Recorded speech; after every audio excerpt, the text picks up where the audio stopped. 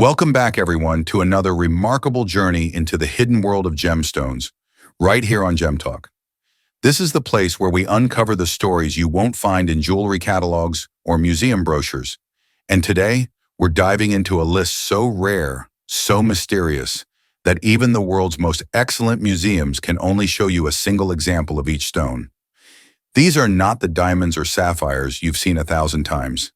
These are gemstones that appear once in a century, vanish without warning, and reemerge only as whispers in scientific journals or behind locked museum glass. Each one carries a history of chance discovery and fragile beauty. And here's the part you can't afford to miss. The gemstone ranked at number 1, the black opal of Lightning Ridge, is valued at over $100,000 per carat. One stone alone, just one, is worth more than $1 million, and it's guarded as a national treasure. If you've ever thought about gemstones as investments, this is not the video to skip. Miss it, and you might overlook the kind of knowledge that saves you from costly mistakes. So stay close, because what follows is not just a countdown. It's a journey through accidents of geology, lost chapters of history, and treasures so rare they blur the line between myth and reality. And if this is your first time joining us on Gem Talk, consider leaving a like and subscribing. Think of it as your gift to us, one that gives us the motivation to keep creating and growing this channel for you. Now let's begin our journey into the 10 gemstones so rare museums have just one example, and see why rarity itself may be the most powerful value of all. Rank 10, Jeremejevite, the vanishing blue crystal. Have you ever heard of a gemstone so rare that even the most prestigious museums in the world can only show you one single piece? Not diamond, not sapphire, but a ghost-like crystal almost no one outside the gem world has ever seen.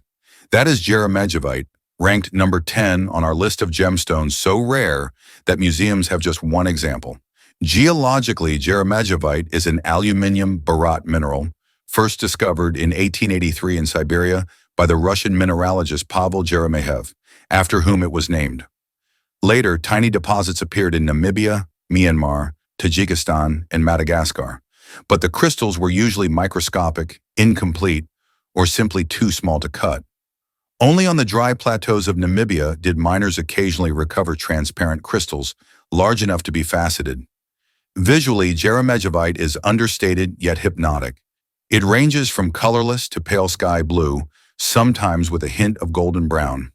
When cut, it often takes the form of elongated prismatic crystals, sharp-edged but delicate, almost like frozen shards of light. Unlike common gemstones, Jeremejevite doesn't shout with color. It whispers, glowing faintly under the right light, rewarding those patient enough to look closely.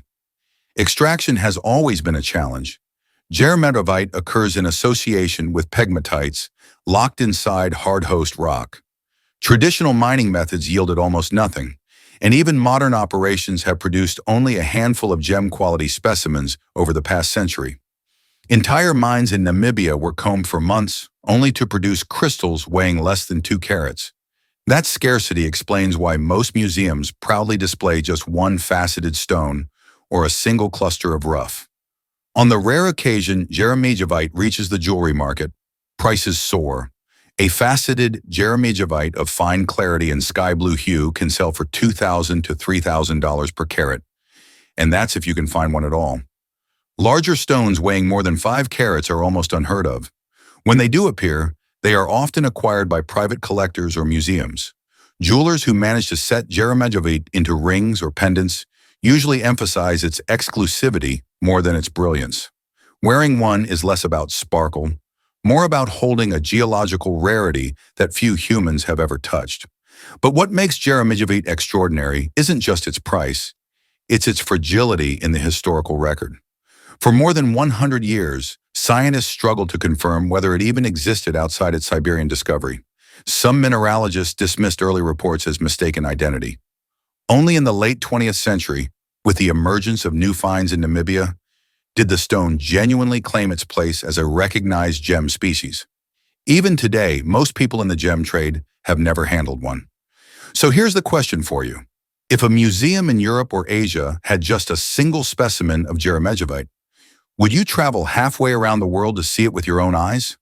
Or would you wait for a chance, hoping one day another crystal emerges from the earth? Ranked number 10, Jeremejevite is not a household name, but that is precisely why it belongs on this list. A vanishing blue crystal, so elusive that even museums struggle to prove it exists. Rank 9, Poudretteite, the forgotten pink gem of Canada. How can a gemstone discovered in the modern era, with laboratories and global markets at our disposal, remain so scarce that only one museum can display it? That is the mystery of Poudretteite, ranked number 9 on our list of gemstones so rare that museums have just one example. Geologically, Poudretteite is a potassium-sodium borosilicate mineral first identified in the late 1960s at the Poudrette Quarry in Mont-Saint-Hilaire, Quebec, Canada, a location famous among mineral collectors for yielding hundreds of exotic species. Yet the initial specimens of Poudretteite were so tiny, mere millimeter-sized crystals, that they seemed destined only for microscope slides, not for museum showcases. For decades, Poudretteite was virtually forgotten, known only to mineralogists cataloging rare species. Its crystals were colorless to pale pink, fragile, and far too small for cutting purposes. That changed in 2000 when a single-faceted, gem-quality Poudretteite surfaced from Mogok, Myanmar, the legendary Valley of Rubies. Unlike the Canadian fragments, this crystal weighed over 9 carats and revealed a delicate rosy hue. Its appearance stunned gemologists. A rare mineral thought uncuttable now existed as a polished jewel. Visually, Poudretteite is subtle but captivating. It shows shades of pastel pink to lavender, often transparent, sometimes with internal veils that diffuse light into a soft glow. When faceted, it forms oval or cushion-cut gems, though very few have ever been cut at all. Its fragility and rarity mean that most stones remain in collections, rather than being used in jewelry. Mining Poudretteite is almost impossible to plan. In Canada, it appeared only as tiny accessory crystals in complex pegmatites. In Myanmar, it was an accidental byproduct of gem mining in Mogok, and even there, only a handful of stones have ever been documented. Unlike sapphire or spinel, there are no dedicated mines for Poudretteite. It appears unpredictably, then disappears again. On the rare occasions it reaches the market, Poudretteite is priced astronomically. A fine faceted specimen above 1 carat can fetch $3,000 to $5,000 per carat, though most collectors prize it not for beauty, but for rarity. Jewelry houses seldom touch it. The risk of breakage during cutting or setting is too significant. Instead, Poudretteite has become a collector's gem, living in vaults, safes, and, in only one case, behind museum glass. So why does it rank among the stones that museums have only one example of? Because Poudretteite straddles the line between mineral curiosity and gemstone rarity. It was barely known for decades, then briefly revealed in Mogok, only to fade again into obscurity. Even the world's leading natural history museums struggle to secure a single cut stone to represent it. Here's a thought to consider. If you came across a pale pink gem at a market, would you recognize it as Poudretteite, or walk past without realizing you had missed one of the rarest gemstones on Earth? Ranked number 9, Poudretteite is the forgotten pink gem of Canada, a stone so elusive that museums and collectors alike can claim only fragments of its fleeting story. Rank 8, Musgravite, the elusive cousin of Taaffeite. What if a gemstone were so rare that for decades only a handful of crystals were confirmed to exist? No mines, no jewelry markets, just whispers of its presence in scattered labs and museum drawers. That is the story of Musgravite, ranked number 8 on our list of gemstones, so rare that museums have just one example. Geologically, Musgravite is part of the Taaffeite magnesiotaaffeite mineral group, a beryllium aluminium oxide silicate. It was first identified in the Musgrave Ranges of South Australia in 1967, which gave the stone its name. Later, trace occurrences were reported from Greenland, Sri Lanka, Madagascar, and even Antarctica. However, across all these regions, Musgravite appeared only in microscopic grains or crystals too small to be cut. Visually, Musgravite resembles its better-known cousin, Taaffeite, but with a deeper, more enigmatic tone. Colors range from grayish lavender to olive green and smoky purple, often with a subtle metallic sheen. When faceted, it reveals a soft brilliance, less fiery than sapphire, but haunting in its subdued glow. Its crystals tend to be tiny, prismatic shards, fragile and rare, cutting almost mythical gems. Extraction is virtually accidental. No one has ever operated a dedicated Musgravite mine. Instead, fragments turn up sporadically during the sorting of other gems, particularly sapphires and spinels, where expert gemologists must identify them under a microscope in spectroscopy. This rarity of occurrence explains why museums can barely secure a single faceted specimen to represent Musgravite. When Musgravite does appear in the jewelry trade, its price defies comparison. In the 2000s, gemological laboratories recognized fewer than 20 authenticated stones worldwide. Auction houses reported prices of $35,000 per carat or more, placing it among the most expensive gemstones known. Unlike diamonds or rubies, which have established supply chains, Musgravite has no steady flow. Only unpredictable appearances, each one celebrated by collectors as a geological miracle. Its reputation as the elusive cousin of Taaffeite comes from history. Taaffeite itself was rare, but Musgravite was rarer still, confirmed only by advanced testing. For years, gemologists debated whether some crystals were Musgravite or Taaffeite, thereby blurring the boundaries between the two species.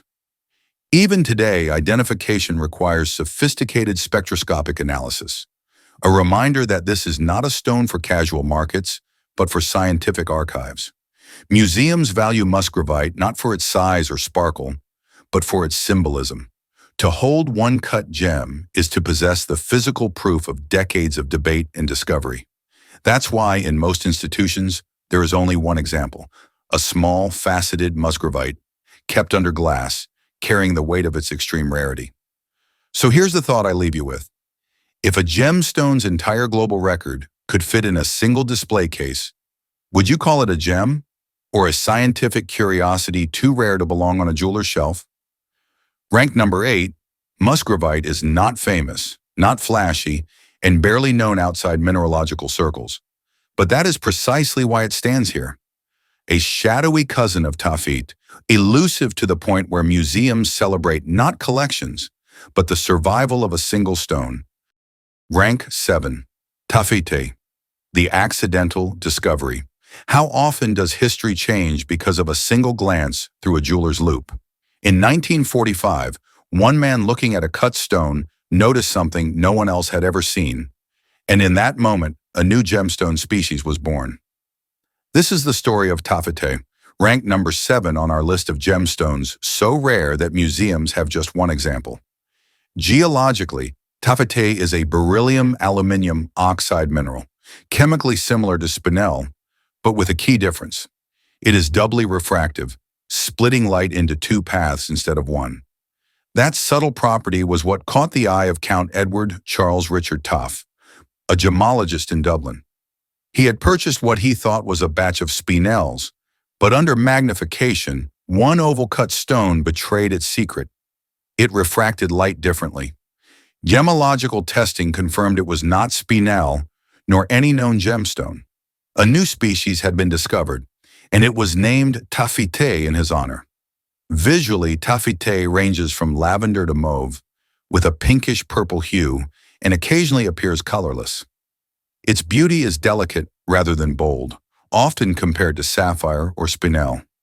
Most crystals are small, forming as prismatic fragments, but when cut, they take elegant oval or cushion shapes. The stone that Count Taaffeite identified weighed just 1.41 carats, tiny yet large enough to rewrite mineralogical history. Mining Taaffeite has always been elusive. Deposits have been located in Sri Lanka, southern Tanzania, and Myanmar, but they are so scarce that miners often mistake them for spinel. Unlike sapphire, which has commercial mines, Taaffeite emerges only in fragments while sorting through gravel and gem-bearing alluvium. For decades after its discovery, fewer than a dozen stones were authenticated. Its rarity drives its extraordinary value. Fine Taaffeite, especially in lavender hues above 2 carats, can sell for $20,000 to $30,000 per carat, rivaling some of the world's finest sapphires. Yet jewelry houses rarely showcase it. The risk of confusion with spinel, combined with its microscopic supply, means Taaffeite survives mainly in private collections and museum cases. And even there, most museums are fortunate to own just one example, often a modestly sized faceted gem representing decades of searching. What makes Taaffeite unique is not just its scarcity, but its origin story. Unlike every other gemstone, it was not discovered in the ground or a mine. It was first recognized in a finished piece of jewelry. That reversal of the usual order, cut before identification, has never happened again in gemology. Today, Taaffeite remains a symbol of the power of careful observation. It reminds us that even in a world saturated with gemstones, there are still secrets waiting to be uncovered. So here's the question. If a single glance at a stone could reveal a species unknown to science, how many other treasures might be hiding in plain sight, mislabeled and overlooked? Rank number 7, Taaffeite is not merely a gemstone.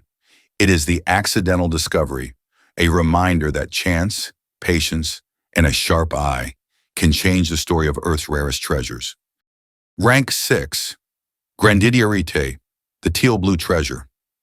What if a gemstone so mesmerizing in color was discovered more than a century ago, but for decades almost no one outside academia even believed it could be cut into jewelry? That is the paradox of Grandidierite, ranked number 6 on our list of gemstones, so rare that museums have just one example. Geologically, Grandidierite is a magnesium-aluminium borosilicate, first identified in 1902 in southern Madagascar. It was named after French explorer Alfred Grandidierite, who cataloged the island's natural wonders. For years, Grandidierite was known only from opaque, bluish-green crystals that were scientifically interesting but far too cloudy to be faceted. Museums preserved them in drawers, but jewelers ignored them entirely. Visually, Grandidierite is breathtaking when conditions align. It shows shades of teal blue to bluish green, often with a slight translucency that captures light in shifting layers. The finest specimens exhibit pleochroism, different colors depending on the angle of view, from blue to green to nearly colorless. Crystals are typically short prismatic or tabular, often fractured, making large, clean gems roughly impossible to obtain. Mining Grandidierite has always been challenging. Madagascar remains the primary source, with minor finds in Sri Lanka and Namibia. But even in Madagascar, production is sporadic. Miners dig through pegmatites and metamorphic rocks, hoping for fragments large enough to cut. Most finds yield rough weighing just a few carats, often too small for fasting. Only a handful of gems over 5 carats have ever been authenticated as transparent and suitable for jewelry. Because of this scarcity, Grandidierite commands extraordinary prices. A transparent gem of fine teal color can sell for $20,000 per carat or more. One 4.3-carat stone auctioned in recent years shocked collectors with its hammer price, cementing Grandidierite's reputation as a museum-caliber gem. Jewelers who manage to set Grandidierite into rings or pendants emphasize its story of rarity even more than its beauty. It is the kind of gem people buy once in a lifetime, if at all. Why does it rank here, with museums having just one example? Gem-quality Grandidierite is so scarce that even national collections struggle to acquire it. While mineralogists cataloged opaque crystals for a century, it was only in the past 2 decades that faceable stones began to enter circulation. Most museums can display only one representative gem, small, precious, and kept under glass. Its dual legacy is striking, a mineral known for over 100 years, yet still a mystery in the jewelry world. Unlike diamonds or rubies, Grandidierite offers no steady supply, no predictable mining, and no guarantee of availability. Every crystal that reaches the light is a geological accident, a treasure that might never appear again. So here's a question. If you stood in front of a museum case looking at the only faceted Grandidierite in their entire collection, would you call it a gemstone or a fragment of Earth's secret history? Ranked number 6, Grandidierite is not simply teal and green. It is the teal-blue treasure, an elusive gem whose beauty is matched only by the rarity that keeps it locked away in a single museum display. Rank 5, Serendibite, the gem of Sri Lanka's legends. How rare must a gemstone be for the world's leading museums to own only a single piece, often smaller than your fingernail? For collectors, that boundary is defined by Serendibite, ranked number 5 on our list of gemstones so rare that museums have just one example. Geologically, Serendibite is a complex calcium-magnesium aluminium silicate, first discovered in 1902 in Sri Lanka's gem-rich Ratnapura district. The name itself comes from Serendib, the old Arabic word for Sri Lanka, reminding us that this island has long been a source of gem legends. Additional occurrences have been reported in Myanmar and Madagascar, but almost all have yielded only fragments, not gem-quality crystals. Visually, Serendibite is anything but ordinary. It appears in inky blue, deep greenish-black, or vivid dark blue, sometimes with a translucent edge glowing against light. Crystals are typically granular or blocky, and the few that can be faceted reveal a stone so dark and saturated that it looks like condensed midnight.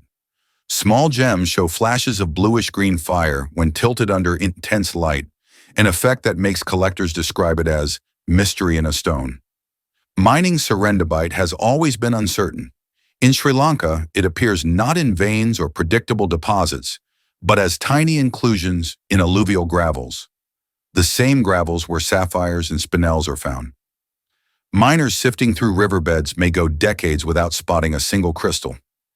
Even when identified, most Serendibite is opaque, suitable only for cabochons or specimen collections. Transparent material large enough to facet is so scarce that fewer than 10 cut stones are confirmed worldwide. Its value is staggering.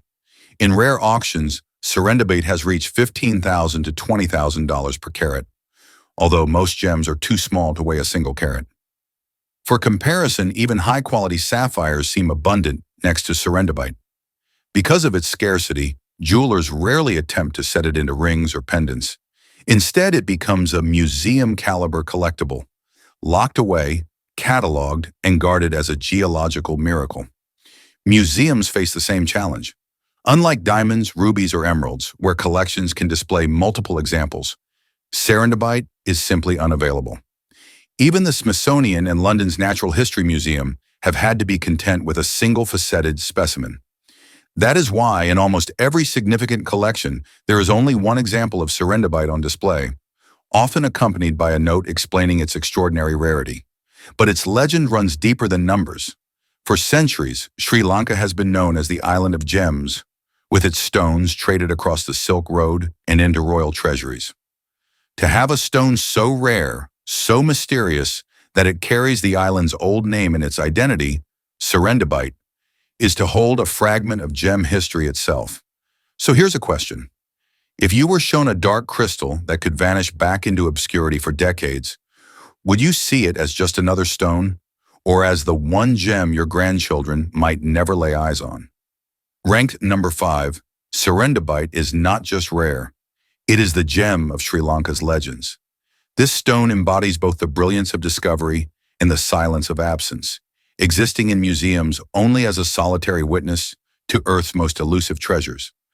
Rank 4, Painite, once called the rarest mineral on Earth. How rare must a gemstone be to earn a Guinness World Record as the rarest mineral on Earth?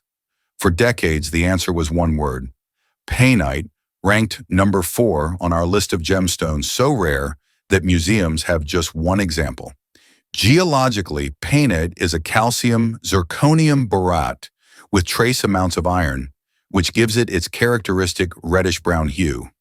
It was first discovered in the 1950s by British gemologist Arthur C.D. Payne, who received a mysterious crystal from Myanmar. Initially mistaken for spinel, analysis revealed an entirely new species, later named Painite in his honor. For more than 30 years, that first crystal, and eventually 2 more, were the only known specimens. Imagine it. The entire world's supply of Painite could fit in a matchbox. Museums and collectors clamored for even a fragment, but the trail remained cold. It was this absolute scarcity that gave Painite its legendary status. Visually, Painite is modest yet intriguing. Colors range from brownish red to deep brick red, sometimes with orange or pink flashes under intense light. Faceted stones show a vitreous luster, but rarely any brilliance comparable to sapphire or ruby. Crystals are often elongated hexagonal prisms, occasionally transparent in small zones. Its beauty lies less in sparkle, more in its identity as a geological enigma. Mining Painite has never followed a predictable path. The few early crystals came from Mogok, Myanmar, long celebrated as the Valley of Rubies. But Painite was so elusive that even in Mogok's gem-rich gravels, miners overlooked it for decades. Only in the early 2000s did additional deposits surface, yielding more crystals, though still in vanishingly small numbers compared to mainstream gemstones. Its value reflects both scarcity and mystique. In the 1970s and 80s, if you could somehow acquire a Painite crystal, it was priceless because no market even existed. By the 2000s, as a few faceted stones trickled out, prices reached $50,000 to $60,000 per carat. Yet most of those never saw jewelry settings. Museums and collectors secured them immediately, knowing that this was not a stone to wear, but to preserve. Why does it belong on this list of museum-caliber rarities? Because even now, despite newer discoveries, the number of gem-quality Painite stones remains astonishingly low. Most museums still hold only one faceted specimen, carefully labeled as once the rarest mineral on Earth. Its place in history is not just about beauty, but about scarcity so extreme that for half a century it was almost mythical. Today, Painite sits at the intersection of science and legend. More crystals exist now, yes, but the aura of those first three stones lingers, ensuring its continued status as one of Earth's most elusive treasures. So let me ask you, would you spend a fortune on a gemstone that, for decades, the entire world thought could be counted on one hand? Ranked number 4, Painite is more than a reddish-brown crystal. It is a symbol of geological chance, human patience, and the enduring power of rarity. Once called the rarest mineral on Earth, it remains a prize that even the most significant museums can display only once. Rank 3. Red Beryl, the Crimson Flame. What if emeralds and aquamarines had a rarer sibling, so rare that for every 150,000 diamonds mined, only one crystal of it is ever found? That sibling is Red Beryl, also known as Bixbite, ranked number 3 on our list of gemstones, so rare that museums have just one example. Geologically, Red Beryl is part of the Beryl family, the same mineral group that produces emerald and aquamarine. Its intense crimson color comes from trace amounts of manganese. First described in 1904, Red Beryl is found almost exclusively in one location, the Wah Wah Mountains of Utah, United States. Minor occurrences exist in New Mexico and Mexico, but none have produced crystals of gem quality. This concentration makes Red Beryl one of the rarest gemstones tied to a single geographic source. Visually, Red Beryl is unforgettable. Its hue ranges from vivid raspberry red to deep crimson, glowing with an intensity that rivals that of a ruby. Crystals typically form as small hexagonal prisms, often under 1 carat when cut. Larger transparent stones suitable for faceting are extraordinary. Most museums and collectors will never see one. Mining Red Beryl has always been a struggle against nature. Unlike diamonds or sapphires, which can occur in sizable deposits, Red Beryl grows in tiny, fractured crystals within volcanic rhyolite flows. Extraction requires breaking through hard rock in the hope of uncovering a few millimeters of usable material. Entire mining seasons can pass with almost nothing to show for it. That geological limitation explains why only a handful of faceted stones weighing more than 2 carats exist worldwide. Its rarity translates into staggering value. While small gems under 1 carat may trade at $10,000 per carat, fine stones above 2 carats can command $50,000 to $70,000 per carat, placing Red Beryl among the most expensive gems known. Unlike ruby or sapphire, where large stones appear regularly at auction, Red Beryl of museum size is essentially non-existent. Jewelers rarely set it in jewelry, not because it lacks beauty, but because there is simply no supply available. Why does it rank here when museums are only able to show one example? Because red beryl is the definition of geological rarity.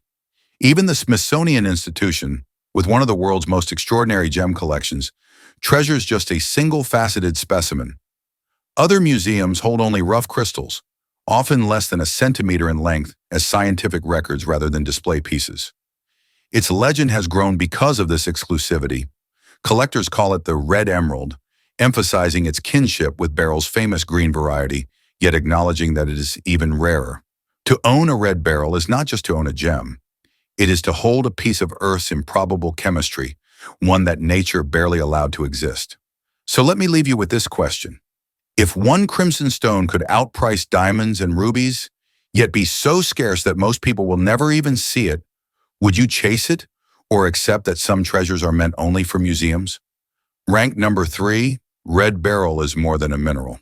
It is the crimson flame, burning bright, fleeting, and almost impossible to capture outside a single museum case.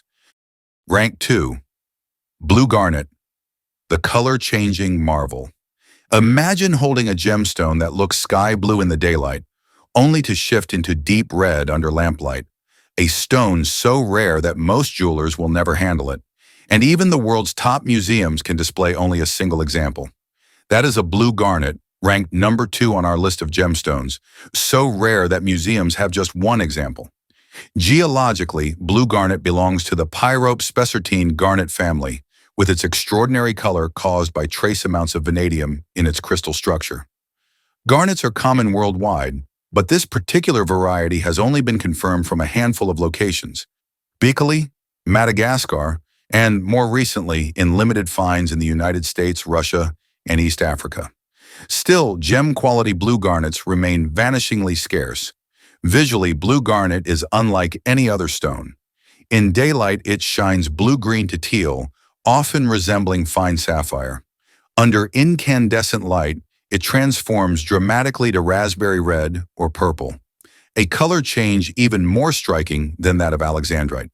Crystals are typically small, often under 1 carat when cut. Larger faceted stones, over 2 carats, are almost legendary. Some museums display only a single tiny specimen to prove the gem exists at all. Mining blue garnet is more dangerous than the industry. In Madagascar, it is found in alluvial gravels, typically mixed with ordinary garnets.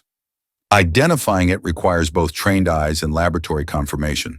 That means miners often pass it over or mistake it for less valuable varieties.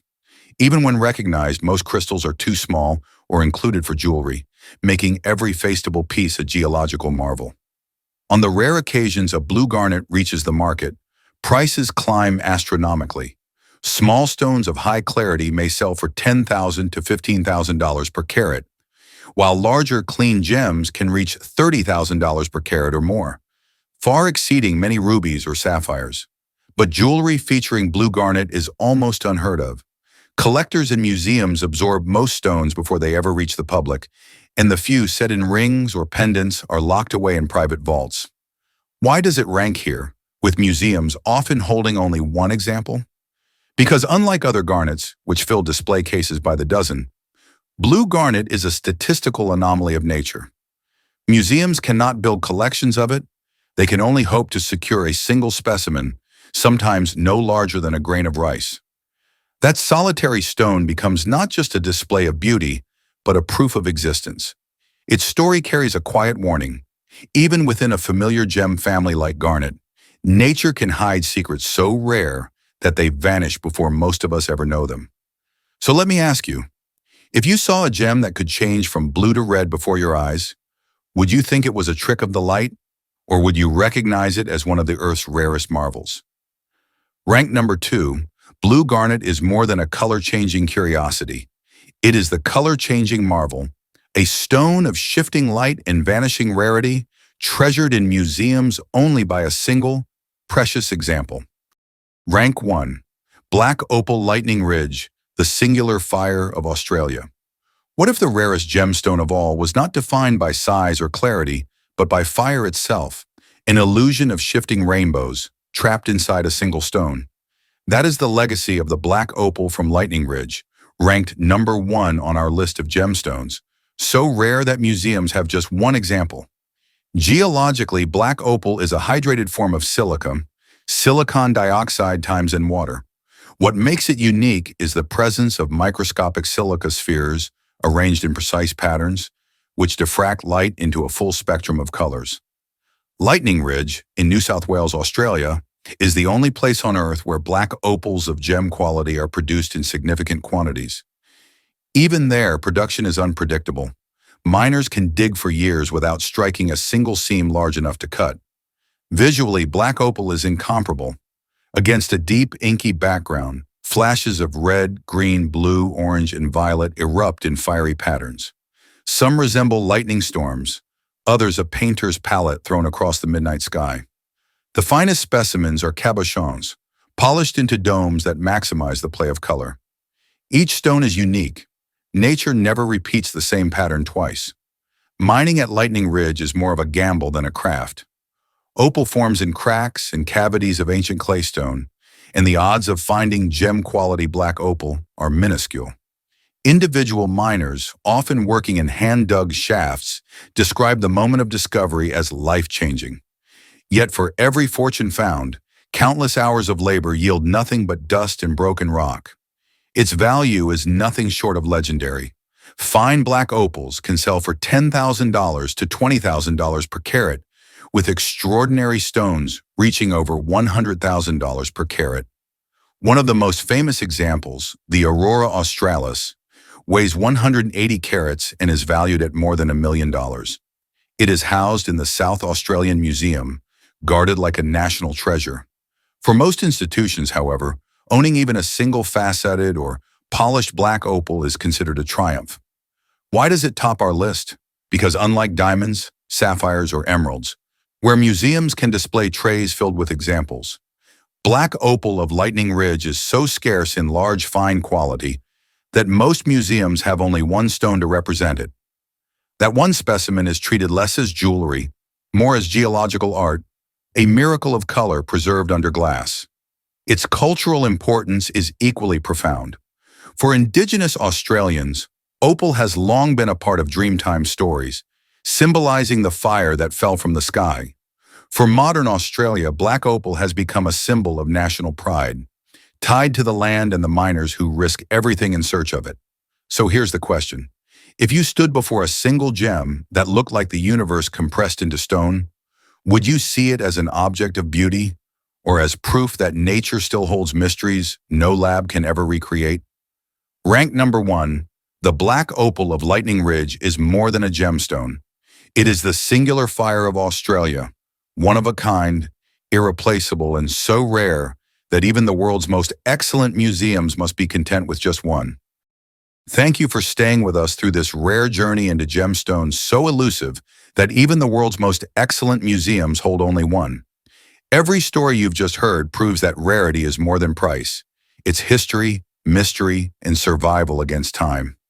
If you found value in today's exploration, please consider leaving a like and subscribing to Gem Talk. Your support is the energy that keeps us digging deeper, producing more stories, and sharing discoveries you won't find anywhere else. And this is not the end, only the beginning. In our next episode, we'll step into a new adventure, a mysterious hunt for gemstones hidden in places where few dared to look. Forgotten mines, whispered legends, and stones that defy explanation. Our journey continues. This chapter closes here, but our path doesn't end. In the next episode, we'll take you deeper into a new quest, an extraordinary hunt for gemstones wrapped in mystery, waiting to be uncovered. Until then, thank you once again, and we'll see you in the next adventure.